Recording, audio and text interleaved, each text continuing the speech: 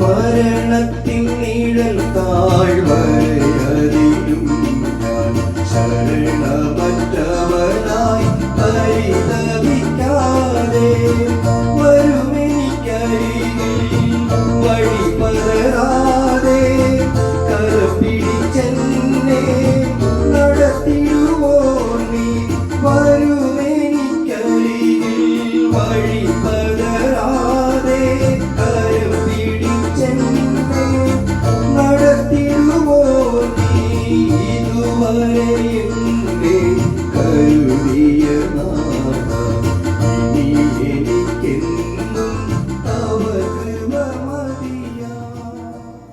ദൈവനാമത്തിന് മഹത്വമുണ്ടാകട്ടെ. ഇന്നത്തെ പ്രഭാത ധ്യാനത്തിനായി 24-ാം സങ്കീർത്തനം 6-ാം വാക്യം. ഇതാകുന്നു അവനെ അന്വേഷിക്കുന്ന ഒരു തലമുറ, യാക്കോബിന് ദൈവമേ തിരുമുഖം അന്വേഷിക്കുന്നവർ ഇവർ തന്നെ.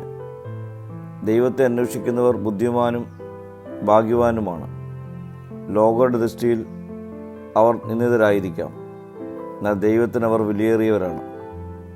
ഇത് വിനയത്തെയും അവനിലുള്ള ആശ്രയത്തെയും കാണിക്കുന്നു. ഇവിടെ ആരാധനയിൽ ദൈവത്തെ അന്വേഷിക്കുന്നവരെ ദാവീദ് ഗോത്രപിതാവായ യാക്കോബിനോട് താരതമ്യം ചെയ്യുന്നു. യാക്കോബ് ദൈവവുമായി മല്ലയുദ്ധം ചെയ്തു. ദൈവം തന്നെ അനുഗ്രഹിക്കുന്നതുവരെ പിന്മാറിയില്ല. യാക്കോബിന് അനുഗ്രഹം ലഭിച്ചു കഴിഞ്ഞപ്പോൾ ആ സ്ഥലത്തിന് ദൈവത്തിൻ്റെ മുഖം എന്നർത്ഥമുള്ള പെനിയേൽ എന്ന് പേർ നൽകുന്നു.